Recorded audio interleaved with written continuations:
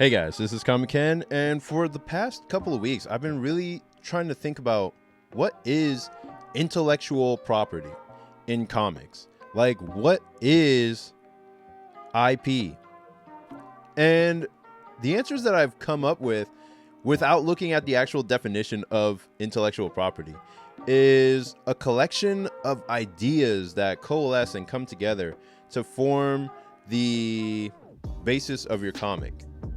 Meaning, you're taking everything that you have experienced and read and using your own tastes to create something that you have always wanted to see done in comics, that using your skill you're going to do for your audience. And that's the definition that I came up with.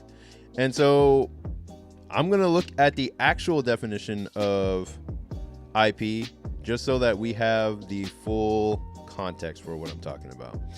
Okay, so looking at the actual definition of intellectual property, it says a work or invention that is the result of creativity, such as a manuscript or a design, to which one has rights and for which one may apply a patent, copyright, trademark, etc. So that's basically what I've been thinking about this whole time.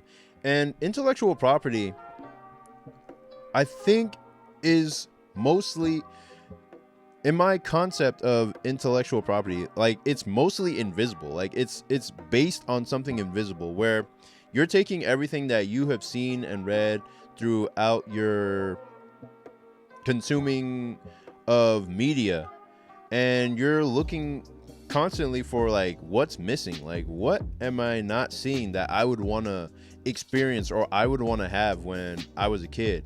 And so part of that is seeing, like, what is missing, what would I want to see that I haven't seen addressed in the stories that I've been reading, and how can I deliver that through the medium of comics.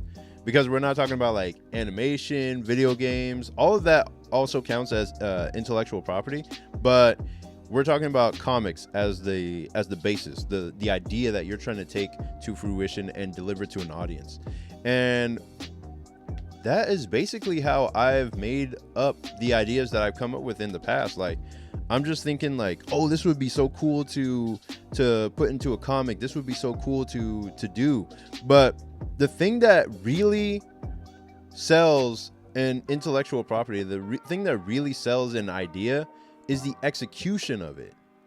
I was actually scrolling through on YouTube Shorts, and I saw a joke that was done really well, and I scrolled through the comments to see what they were saying about the joke. And the two things that stood out to me were, this joke had excellent delivery and timing, or this joke had excellent delivery, or this joke had excellent timing. Both those things are invisible. And the joke on its own is, let's say, the raw idea or the intellectual property. But then timing and delivery and the creator's voice, all of that are the execution of that property. And that's probably more important than the joke itself. Because if I told you the same joke and just told it in a flat monotone voice, you would be like, okay, was that even a joke? Like, what are you talking, like, what are you even saying? But if you tell it with the right tone, inflection, and timing and delivery, now you have, like, a valuable piece of media, or you have a valuable piece of something that you can take to the bank. It elicits a reaction from people, like, oh, this is funny, and they start laughing. That's what makes it valuable. It's the same with IP. It's like, okay, I want to tell a story. What is the best way to deliver this type of story to the reader that I intend to entertain?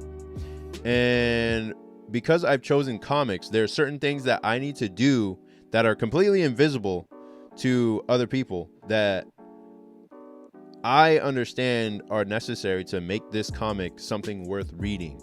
And that goes for my previous comic Air Rider, that goes for my current comic Saintly. There are certain things that I know that I'm doing with the ideas and the concepts that I've put together in this intellectual property that are making people want to gravitate towards it and be interested in it. Part of that is the design of the main character, is making her look cool or making her look interesting so that people gravitate like, oh, I want to see more about this character, like what's going on with her.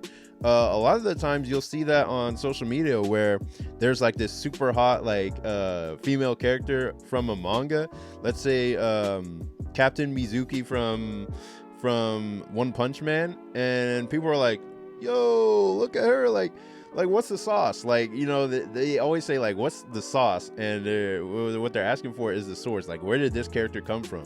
And if you can get that type of reaction from people and make people wonder like, okay, what is this from? I want to see more of this thing. Then you're on the right track. People want to see more of this quote unquote of this IP that you're creating because of a character. It could be a character. It could be the concept of the idea. It could be anything. If I were to describe to you this IP right now, can you guess what I'm talking about? So we're going to capture animals in a ball and then use those animals to fight other people who also captured animals in a ball. And that would be Pokemon. So it's like, on the face of it, you'd be like, what is this? This is stupid. Why would I ever do that? You know, but then when you put it into the vehicle, when you execute it in the same way that Pokemon has executed that idea, then you have a multi-billion-dollar franchise that has continued for 30 years, for the entirety of my lifespan. And most IPs are based off of very simple ideas just like that. But when you execute them and put creativity and energy and life into it, that's when it takes on a life of its own and blows up into this massive media hit. Like, let's think about, let me describe to you, there's a suburban dad who lives in Texas. Now you have King of the Hill. So it's like, okay, this is another IP that you're like, oh yeah, I would not be interested in reading or watching a story about a suburban dad that lives in Texas. That's stupid. Why would I want to watch that? But then when you say, oh yeah, I'm talking about King of the Hill, you're like, oh yeah, actually I do want to watch that. That's a funny show. I like it. It's enjoyable to watch. Like, it's all that kind of stuff. Or you have a show about nothing, which is Seinfeld. And then you're like, why would I want to watch a show about nothing? But then when you actually watch Seinfeld, you're like, okay, this is so hilarious. It's one of the best shows that I've ever seen, best comedies in America, even to this day. And that is what execution does for an intellectual property. There's so many IPs that I've seen where they have a strong idea, but then the execution goes wrong somewhere. Like, it's just like, you have a good idea here, but then the execution is so messed up that you're like, man, I can't keep supporting this. I gotta dip. Like, I can't keep reading this comic. I can't keep watching this anime. I don't want to play this game.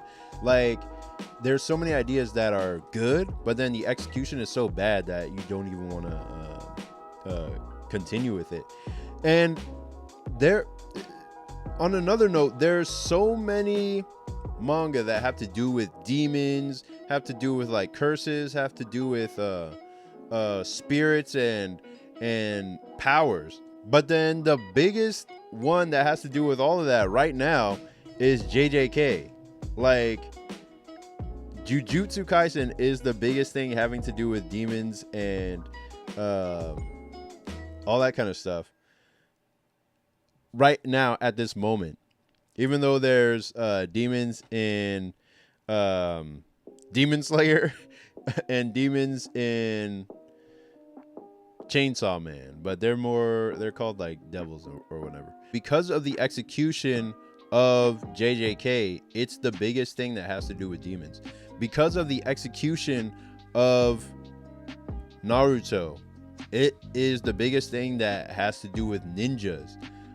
Because of the execution of One Piece, it is the biggest thing that has to do with pirates, in Japan at least. Maybe Pirates of the Caribbean is the biggest over here in America, but you will be hard pressed to find anything that will go over Naruto in terms of dealing with ninjas. You're gonna have to come up with something completely different, something more interesting, something more engaging than Naruto to be about ninjas in this day and age. Or you're gonna have to come up with some other angle for it, like Hell's Paradise, where the main character is a ninja, but he doesn't have the same powers that the characters in Naruto have, and it's a different type of story.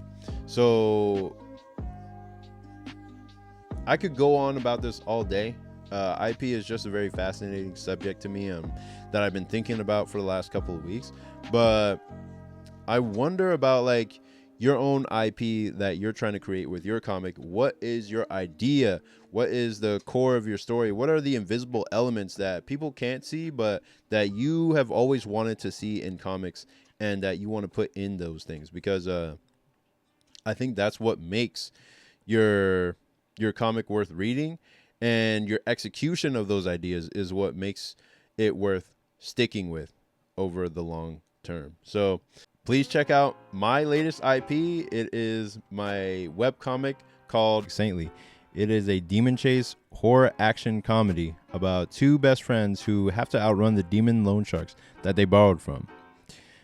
Basically, it's like Scooby-Doo meets K-pop Demon Hunters without the K-pop. And the story backs the main character into a corner where she has to decide between the hard path to success or lose her soul to the lure of easy money. And we get to see the ramifications of her choice, and if she can hide this deal with the devil from her friend, or if it will tear them apart.